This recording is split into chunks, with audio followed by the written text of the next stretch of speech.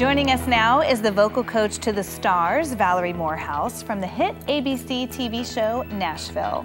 Thank you so much for joining us, Valerie. Thanks for having me, Heather. And as you know, I was telling you earlier, I'm a huge fan of the show. What is like the most surprising thing to you? Just, working with those actors and getting them to the ability, not only that they could sing and sing well, but actually be on the radio. Every actor is at a different level or phase. Some of them had some singing experience before, some of them more than others. But every single voice is very, very different. So it's been very challenging to kind of get them all on the same page. The other aspect to that is they have these very, very long filming days, and we have to do the music element. So it puts a lot of pressure on them. Did you think they would all be able to pull it off? It was questionable. There were a few that I had some questions on, but for the most part, again, they all had some ties or roots in music, some further along than others, but I knew that I could get them there. So I was confident that whatever they lacked, we could give them the proper tools to finish the job, and we've all been just so pleasantly surprised. And it has a huge following. I mean, not just within the show, but people downloading the music. I mean, music has been a success. That's right. Yeah, it has been a success, and we've been very lucky. We've been able to get everything up on iTunes, and it's fun for the singers that never had songs out there before to present those to the public. Were you surprised when they asked you to actually play really yourself on the show? Well, that was a funny story. I was in Nashville and I was there to record with Connie, and I looked at the script because we were trying to work something out, and I noticed that the following script had a vocal coach in it. So I jokingly said something to one of the powers that be, the music supervisor, and I said, hey, do they have someone for this role? Sort of tongue-in-cheek, and she said, we actually don't. And I said, well, I have my SAG card, again, joking, and she says, well, let's make a call. And before I knew it, they had asked me if I would play the role on TV, so it was fun. It was cool to do a scene with her. And just so natural, too, so seeing you. But, my girls, we actually watched it as a family, and my girls love that the two daughters sing. Oh, they're great. So were they singers ahead of time, or do you work with them as well? I do. They have this natural ability on their own. I think their parents are musicians, and they've been singing together since birth, I think, but they are just so talented and just so natural. And the good thing about the girls is they haven't hit that age yet where they're aware of themselves. So I think that it makes it a little bit more fun for them, and they're just a blast to work with. Everybody just really loves them.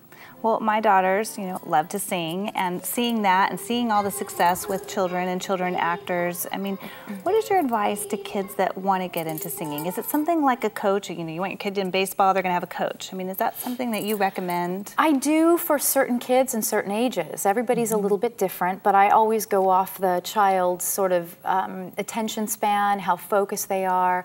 All the singers are a little bit different. I think that it's very important, if they're ready for it, to get them in at the right age, because you're thinking of yourself, like you said, an athlete, and I don't think a lot of people pay close attention to that. I think they just think that they can sing, but they don't have the proper vocal health or the method or the musculature to keep up with the rigors of that career. You've got live shows, you've got recordings. And most of my clients now that are signed, they're young, they're having to do rehearsals 7 days a week. I mean, it is really, really taxing. And if you think of your body as a sport or dealing with that like an athlete, you have muscles inside your neck that you're overworking and overusing.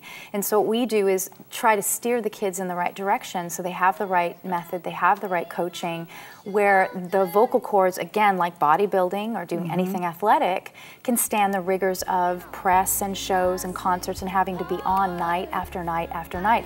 And you can't just do that on your own. What's your best advice? I mean, do they go for somebody like yourself that's worked with celebrities, that has a track record, their local choir teacher? I mean, kids all over. That's a hard question to answer because, I came up on that level through the high schools and the collegiate level.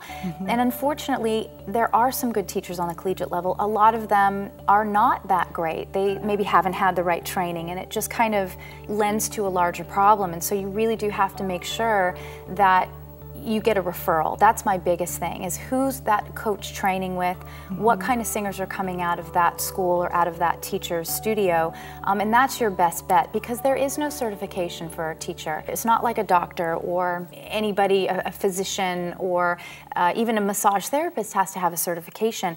Vocal coaches, vocal teachers do not. So my best bet for them is just to find that referral in their hometown, find that person that's having a lot of success, and do your research and make sure that all of those people's singers are healthy, that they're progressing, they're moving forward, and that's really, as a parent, where I would start. And they don't have to be in Hollywood, in LA. I mean, I know that you were doing, you know, teachings all the way in North Carolina. I mean, you can do them all over. So how does that work?